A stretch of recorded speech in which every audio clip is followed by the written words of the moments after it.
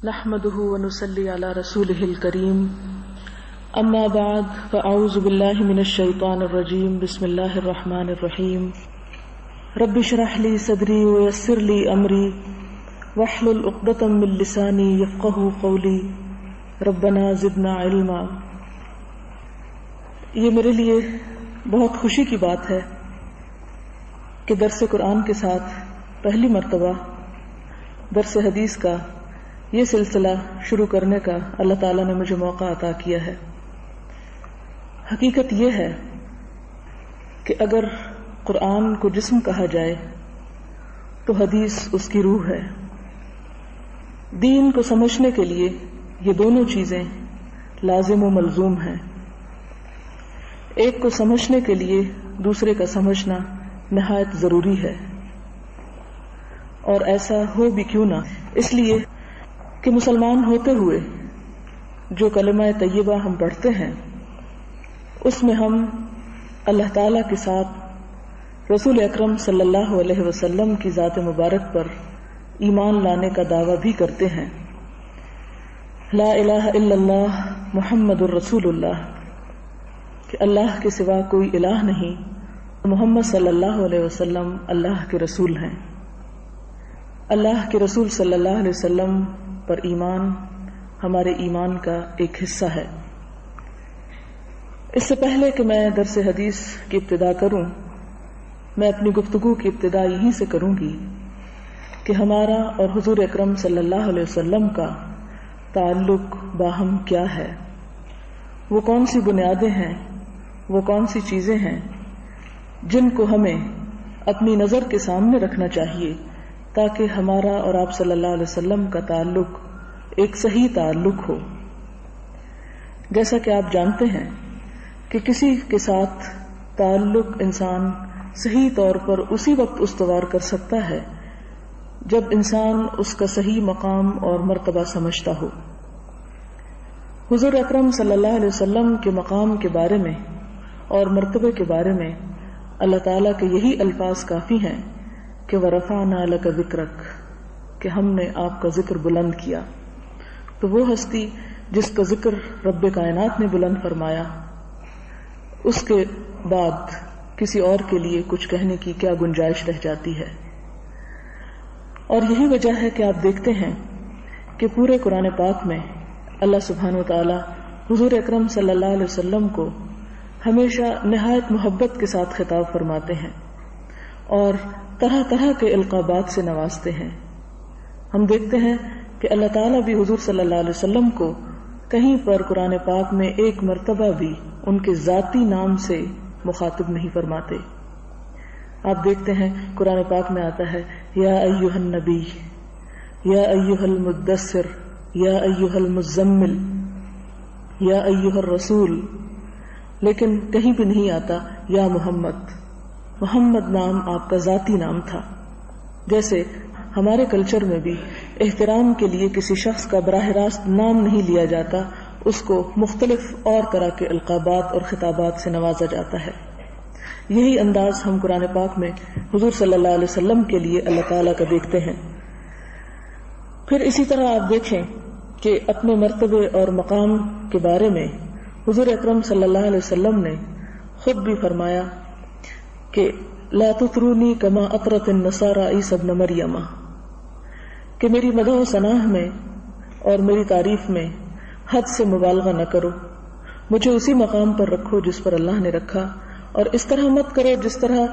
عیسی ابن مریم کی قوم نے ان کے ساتھ کیا۔ لا تطرونی کما اطرت النصارى عیسی ابن مریم، بلکہ میں کیا ہوں، اللہ کا بندہ اور اس کا رسول ہوں۔ تو مراد یہ ہے کہ اگرچہ آپ کا مرتبہ تمام انسانوں میں بلند ہے اور اللہ تعالیٰ نے آپ کا ذکر بلند فرمایا، لیکن بہرحال آپ اللہ کے بندے اور اس کے رسول ہیں، جیسا کہ ہم کلمے میں بھی پڑھتے ہیں اشہد ان لا الہ الا اللہ واشہد ان محمدا عبدہ ورسولہ، کہ آپ اللہ کے بندے اور اس کے رسول ہیں۔ تو ہمارا فرض کیا بنتا ہے کہ آپ صلی اللہ علیہ وسلم کے اصل مقام کو سمجھیں، نہ آپ کو اس سے آگے بڑھائیں اور نہ آپ کا مرتبہ اس مقام سے گھٹائیں جو اللہ تعالیٰ نے آپ کو عنایت فرمایا۔ اور اس میں ہم دیکھتے ہیں کہ بعض لوگ اس معاملے میں بڑی زیادتی کر جاتے ہیں اور حضور اکرم صلی اللہ علیہ وسلم کے مقام کو اس درجے سے گرا کر انہیں ایک عام انسان کا سا درجہ دینے لگتے ہیں. یہ بھی آپ کے ساتھ زیادتی ہے اور ایک غلط بات ہے. دوسری بات یہ ہے کہ حضور اکرم صلی اللہ علیہ وسلم پر ہمارا ایک مکمل ایمان ہونا چاہیے اور وہ ایمان آپ کے مقام اور مرتبے کو سمجھتے ہوئے. پھر یہ کہ ایمان لانے کے بعد آپ صلی اللہ علیہ وسلم کی ذات سے ہماری محبت ایمان ہی کا ایک حصہ ہے اور ایمان ہی کا ایک جز ہے، جس کے بارے میں آپ صلی اللہ علیہ وسلم نے فرمایا کہ خدا کی قسم تم میں سے کوئی شخص اس وقت تک مومن نہیں ہو سکتا جب تک کہ میں اس کو، اس کے والدین، اس کی اولاد اور تمام انسانوں سے زیادہ پیارا نہ ہو جاؤں، سب سے زیادہ محبوب نہ ہو جاؤں. لہذا ہماری آپ صلی اللہ علیہ وسلم کے ساتھ محبت خود اپنی ذات، اپنے نفس، اپنی اولاد، اپنے والدین اور تمام انسانوں سے بڑھ کر ہونی چاہیے. جہاں اللہ تعالیٰ پر ایمان ہم سے یہ تقاضا کرتا ہے کہ ہم اللہ تعالیٰ کو ہر چیز سے زیادہ پیارا سمجھیں کہ والذین آمنوا اشد حبا للہ، کہ وہ لوگ جو ایمان لاتے ہیں اللہ کی محبت میں سب سے بڑھ کر ہوتے ہیں. اسی طرح انسانوں میں سے، انبیاء میں سے سب سے زیادہ ہماری محبت حضور اکرم صلی اللہ علیہ وسلم کے ساتھ ہونی چاہیے اور وہ بھی ان پر ایمان لانے کا ایک حصہ ہے. پھر اسی طرح آپ دیکھتے ہیں کہ محبت ہمیں اطاعت سکھاتی ہے، کیونکہ وہ محبت زبانی محبت ہے اور اس محبت کی کوئی حیثیت نہیں جس میں اطاعت نہ پائی جائے اور جس میں فرما برداری کی کیفیت نہ ہو، دل سے بھی، جان سے بھی اور پوری نیت کے ساتھ کہ جو کچھ آپ نے فرمایا وہ ہمارے لیے حق ہے اور اسی پر چلنے پر ہماری خیرخواہی اور فلاح کا انحصار ہے. اور یہی وجہ ہے کہ آپ صلی اللہ علیہ وسلم کو اللہ تعالیٰ نے ہمارے لیے ایک بہترین نمونہ بنایا اور اس کے بارے میں فرمایا لَقَدْ كَانَ لَكُمْ فِي رَسُولِ اللَّهِ أُسْوَةٌ حَسَنَةٌ، تمہارے لیے اللہ کے رسول صلی اللہ علیہ وسلم کی زندگی ایک بہترین نمونہ ہے. اور اس نمونے کے لیے آپ دیکھتے ہیں کہ دنیا میں کوئی بھی انسان اس حد تک کامل اور جامع شخصیت کا مالک نہیں کہ جس کو ہر لحاظ سے اور ہر طبقے اور ہر درجے اور ہر سٹیٹس کا انسان اپنے لیے ایک نمونہ سمجھے. آپ دنیا کے باقی مشہور لوگوں کے بارے میں دیکھیں کہ جنہیں دنیا ہیرو سمجھتی ہے اور ان کو بہت چاہتی ہے، لیکن آپ دیکھیں گے کہ ان کی زندگی کے چند ظاہری پہلوؤں کے سوا وہ لوگوں کے لیے نمونہ نہیں بن سکتے. اس میں آپ دیکھیں بڑے بڑے کھلاڑی ہیں تو زیادہ سے زیادہ لوگ ان کے لباس کی، ان کی کھیل کی، ان کی چند ایک عادات کی نقل کرنے کی حد تک ان کا اتباع کریں گے، لیکن اس سے آگے ان کی ذاتی زندگی دوسروں کے لیے کوئی نمونہ نہیں ہو سکتی. اسی طرح آپ دیکھتے ہیں کہ فلم کی دنیا میں بڑے بڑے لوگوں کو بہت شہرت ملتی ہے اور بہت ہر طرح سے لوگ انہیں چاہتے ہیں، لیکن آپ دیکھتے ہیں کہ ان کی ذاتی زندگی کسی کے لیے نمونہ نہیں ہوتی. لیکن حضور اکرم صلی اللہ علیہ وسلم کی ذات کے ساتھ آپ کی محبت اس بات کا تقاضا کرتی ہے کہ ہم آپ کی پرسنالٹی کو، آپ کی شخصیت کو اپنے لیے ہر لحاظ سے ایک مکمل نمونہ سمجھیں. اس میں آپ دیکھیں کہ ایک باپ کی حیثیت سے بھی نمونہ ہے، ایک بیٹے کی حیثیت سے بھی نمونہ ہے، ایک تاجر کی حیثیت سے بھی آپ نمونہ ہیں، ایک معلم کی حیثیت سے بھی آپ نمونہ ہیں، ایک فوجی جرنیل کی حیثیت سے بھی آپ ایک نمونہ ہیں، ایک اسٹیٹس مین کی حیثیت سے بھی آپ ایک نمونہ ہیں، اور ایک شوہر کے اعتبار سے بھی آپ ایک نمونہ ہیں. آپ کی ذات ہر پہلو اور ہر لحاظ سے اتنی مکمل ہے کہ اس کے مقابلے میں کسی اور نبی کی ذات بھی نہیں آئی. آپ جانتے ہیں کہ حضرت عیسیٰ علیہ السلام کے فالوورز، پیروکار اگرچہ دنیا میں بہت تعداد میں ہیں، لیکن ان کے لیے حضرت عیسیٰ علیہ السلام کی ذات ایک نمونہ نہیں ہے. مثلاً آپ دیکھیں کہ حضرت عیسیٰ علیہ السلام نے شادی نہیں کی تھی. اب اگر ان کی ذات نمونہ ہو عیسائی دنیا کے لیے تو وہ سب سے پہلا تو اسی بات کا تقاضا کرے گی کہ جس طرح انہوں نے ترک دنیا کی ایک طرح سے زندگی گزاری باقی لوگ بھی اسی طرح کریں. لیکن ایسا کرنا ممکن نہیں. اگر کوئی ایسا کرنا شروع کر دے تو وہ مذہب خود بخود ختم ہو جائے گا. اسی طرح آپ دیکھتے ہیں کہ حضور اکرم صلی اللہ علیہ وسلم کی ذات کے وہ حصے اور آپ کی شخصیت کے وہ پہلو اور آپ کی خاص الخاص ذاتی زندگی کی وہ باتیں احادیث کی کتابوں میں ملیں گی جو کسی بھی دوسرے انسان کی زندگی کی آپ کو نہیں ملیں گی، اور جن کا ذکر کرنا عام طور پر بہت معیوب بھی سمجھا جاتا ہے، لیکن چونکہ اللہ تعالیٰ نے آپ صلی اللہ علیہ وسلم کو ایک مکمل نمونہ بنا کر بھیجا، لہٰذا اگر ہم آپ سے دین کو نہیں سیکھیں گے تو کس سے سیکھیں گے؟ اس لیے اس چیز کو حضور اکرم صلی اللہ علیہ وسلم نے بعض اوقات خود بھی بتایا اور بعض اوقات آپ سے سوال بھی کیے گئے، بعض اوقات آپ کے ازواج مطہرات سے بھی ایسی چیزوں کے بارے میں پوچھا گیا کہ جن کو عام طور پر پبلک لائف میں ڈسکس نہیں کیا جا سکتا، لیکن ان سب چیزوں کی اجازت اور روایت اسی لیے جائز رکھی گئی کہ اگر ان سب چیزوں پر تاریکی کا ایک پردہ ڈال دیا جائے تو ہماری وہ زندگی جو ہماری ایک آدھی زندگی ہے اس کے بارے میں ہم صحیح طرز عمل اختیار نہیں کر سکتے۔ پھر اسی طرح آپ دیکھتے ہیں کہ آپ کی محبت ہمیں اطاعت کی طرف بلاتی ہے، لیکن آپ کی شخصیت پرستی کی طرف نہیں، یعنی اس میں فرق ہے۔ آپ کی اطاعت بطور ایک رسول ہوگی، بطور ایک ذات نہیں ہوگی، اور اسی حیثیت کو نہ سمجھنے کی وجہ سے عموماً مسلمانوں کے ہاں پھر بہت سی ایسی غلط فہمیاں اور ایسے غلط عقائد جنم لیتے ہیں کہ جس سے پھر وہ سیدھے رستے سے دوسری طرف مڑنے لگتے ہیں۔ جس طرح آپ دیکھتے ہیں کہ قرآن پاک میں حضور صلی اللہ علیہ وسلم کے بارے میں یہ فرمایا گیا اس موقع پر جب جنگ احد کے بعد مسلمانوں کی ہمتیں بہت پست ہو گئیں یہ خبر سن کر کہ آپ صلی اللہ علیہ وسلم شہید ہو چکے ہیں، تو اس پر اللہ تعالیٰ نے فرمایا وَمَا مُحَمَّدٌ إِلَّا رَسُولٌ قَدْ خَلَتْ مِن قَبْلِهِ الرُّسُلُ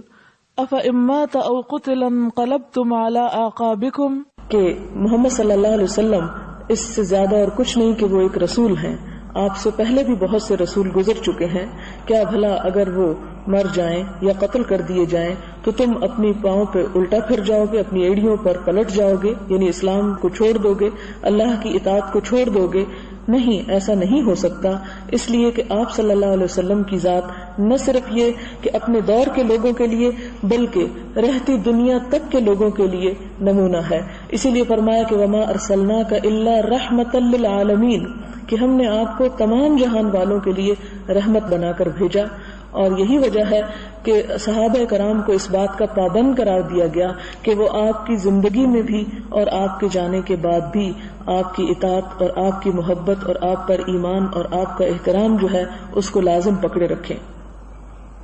پھر اسی طرح ہم دیکھتے ہیں کہ شخصیت پرستی کا جہاں تک تعلق ہے، یہی وجہ ہے کہ ہمارا نام مسلمان رکھا گیا،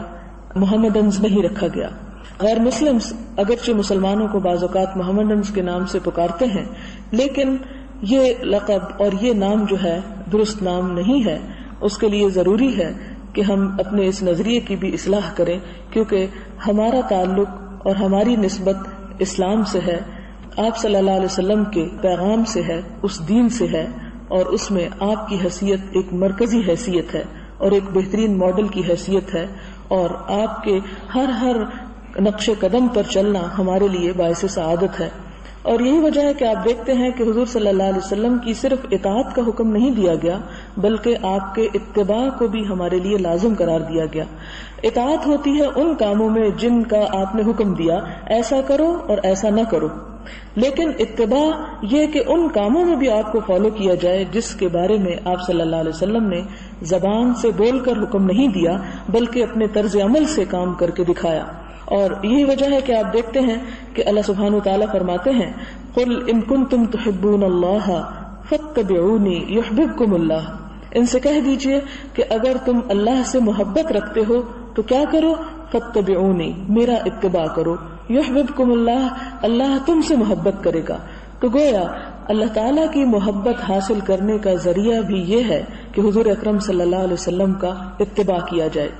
اسی طرح ہم دیکھتے ہیں کہ قرآن پاک اس بارے میں بھی ہمیں یہی حکم دیتا ہے کہ ہم نے رسول علیہ السلام کو اسی لیے بھیجا تاکہ لوگ ان کا اتباع کریں، اور اتباع کا لفظ تبع سے نکلا ہے جس کا مطلب ہے تابعداری کرنا، فٹ سٹیپس کو فالو کرنا، ایک ایک چیز میں آپ کا طرز عمل دیکھنا کہ آپ نے کس موقع پر کیا کام کیا، اور ہمیں بھی ویسا ہی کرنا چاہیے۔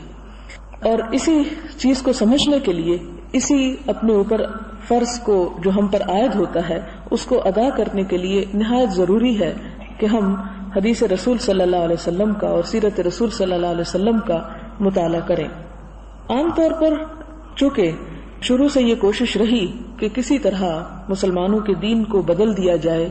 جیسا کہ پہلی امتوں کے کتابوں کو بدل کر ان کی طریقہ زندگی کو اور ان کے عقائد کو بدل دیا گیا. لیکن قرآن پاک جس کی حفاظت کا ذمہ اللہ تعالیٰ نے خود لیا اور فرمایا کہ انا نحن نزلنا الذکر وانا لہ لحافظون، کہ ہم اس ذکر کے نازل کرنے والے ہیں اور اس کی حفاظت کرنے والے بھی ہم ہیں. لہذا کبھی کسی موقع پر تاریخ میں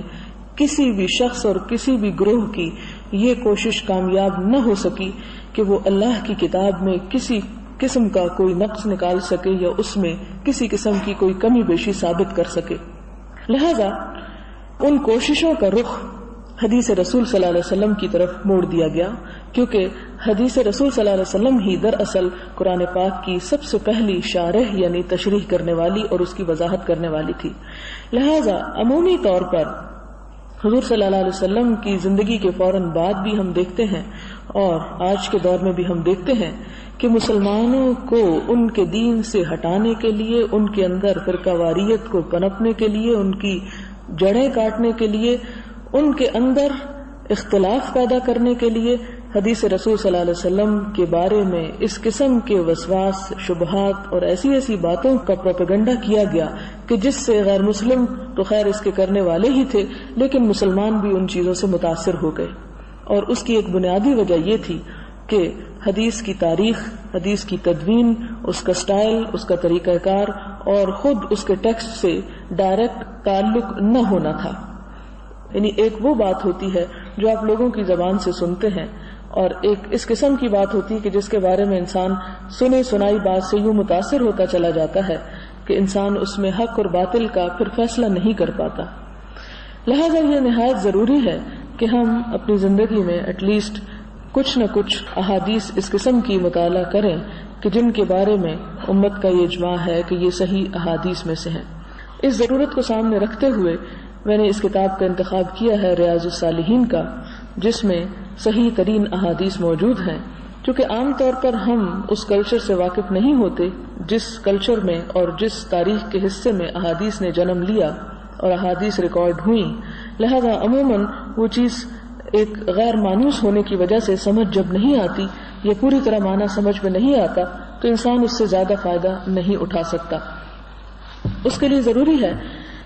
کہ ہم احادیث کا بھی مطالعہ کریں اور اس کے ساتھ ساتھ ہر ہفتے ایک تھوڑی سی بات اس موضوع پر بھی ہو کہ احادیث کی ریکارڈنگ کس طرح ہوئی، حضور صلی اللہ علیہ وسلم سے ہم تک یہ کلام کس طرح پہنچا، کیا اس میں کوئی تبدیلی ہوئی، کیا اس میں کوئی جھوٹ اور سچ کو اکٹھا کر دیا گیا اور جس کی وجہ سے ساری کی ساری احادیث کی اوتھینٹسٹی جو ہے وہ مشکوک ہو گئی، یا واقعی کوئی ایسا ذریعہ ہمیشہ موجود رہا جس کی وجہ سے یہ احادیث ٹھیک اور پوری سلامتی کے ساتھ ہم تک پہنچی. تو انشاءاللہ ہمارا طریقہ کار یہ ہوگا کہ ایک بات پڑھنے سے پہلے ہم ہر مرتبہ احادیث کی تاریخ کے بارے میں، اس کی تدوین کے بارے میں، اس کی اقسام کے بارے میں اور اس میں صحیح، ضعیف اور حسن کے درجے پر جن احادیث کو رکھا گیا اس طریقہ کار کے بارے میں سمپل اور بہت سادہ انداز، عام فہم انداز میں آپ تک یہ بات پہنچا سکوں کہ جس سے آپ کو حق اور باطل کے درمیان خود بخود فرق کرنا آ جائے اور آپ کا ایمان اور یقین پوری طرح اس چیز پر جم جائے اور راسخ ہو جائے کہ جو ہمارے ایمان کا ایک حصہ ہے. کیونکہ عموماً جب قرآن پاک کی کوئی آیت ہمارے سامنے آتی ہے تو ہم اس کو خوشی سے لیتے ہیں اور یہ کہتے ہیں کہ اللہ کی کتاب، ہاں اس میں تو کوئی کمی بیشی ہو ہی نہیں سکتی، لہٰذا میں اس کو مانتی ہوں. لیکن جب کسی حدیث کی بات آتی ہے تو ہم اتنا ہی کہہ دینا کافی سمجھتے ہیں، اچھا وہ حدیث ہوگی اور معلوم نہیں وہ صحیح بھی ہوگی یا نہیں. تو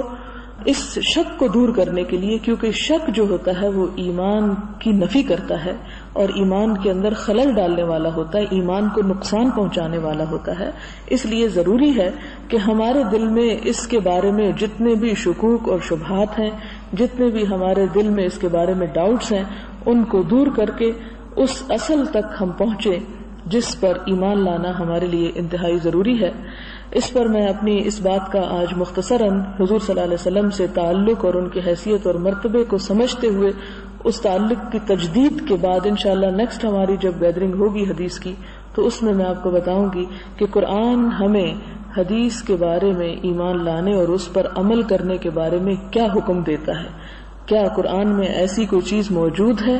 جو ہم پر بطور مسلمان اس بات کو لازم قرار دیتا ہو کہ ہم قرآن کے ساتھ حدیث کو بھی دین کو سمجھنے کے لیے استعمال کریں؟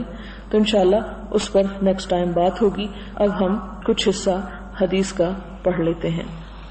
اس میں ایسا ہے کہ آپ اپنی اپنی کتابیں کھول لیجئے. پہلا باب الاخلاص و احضار النیت کے بارے میں ہے. اخلاص اور نیت کا حاضر رکھنا یا حاضر کرنا. ہم دیکھتے ہیں کہ محدثین کی یہ عام روایت رہی ہے کہ اپنی کتاب کی ابتدا وہ نیت کے باب پر مشتمل احادیث کے ساتھ کرتے ہیں. اس کی وجہ یہ ہے حضور اکرم صلی اللہ علیہ وسلم کا وہ مشہور قول جو یہاں آپ پڑھیں گے کہ انما الاعمال بالنیات، کہ تمام اعمال کی قبولیت کا دار و مدار نیت پر ہے. اگر نیت درست ہے تو عمل درست، اور اگر نیت خراب ہے تو درست عمل بھی انسان کے لیے ناکامی کا باعث بن سکتا ہے. اور جیسا کہ آپ سب جانتے ہیں کہ خلوص اور اخلاص ایک ایسی چیز ہے کہ جو ہر انسان کو متاثر کرتی ہے اور ہر انسان اس کا متلاشی ہے. اور خاص طور پر آج کی اس دنیا میں اگر ایک بد اعتمادی کی فضا ہے ہمارے ہاں تو اس کی بھی بنیادی وجہ یہ ہے کہ ہماری نیتیں خراب ہو گئی ہیں. اور ہم دیکھتے ہیں کہ ہمارے سلف صالح کے اندر، ہمارے قدیم علماء کے اندر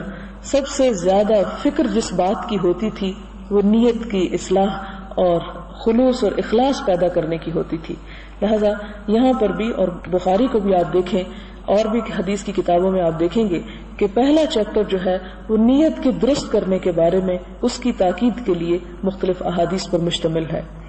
ریاض الصالحین اس کتاب کا نام ہے. اس کا پورا نام ہے ریاض الصالحین فی کلام سید المرسلین.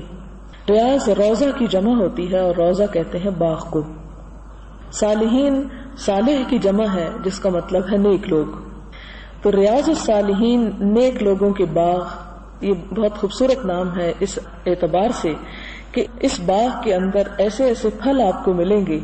ہر ذوق اور ہر مزاج اور ہر طرح کی تاثیر رکھنے والے. یعنی اس میں پھول بھی ہوں گے اور پھل بھی ہوں گے. اور جس طرح ایک باغ اپنے اندر بے پناہ حسن رکھتا ہے اور اس کی رنگا رنگی انسان کو اپنی طرف کھینچتی ہے، بالکل اسی طرح اس کتاب کی احادیث رنگا رنگ بھی ہیں اور اس میں مختلف چیزیں ہیں. کچھ پھول ہیں، کچھ پھل ہیں، کچھ پتے ہیں.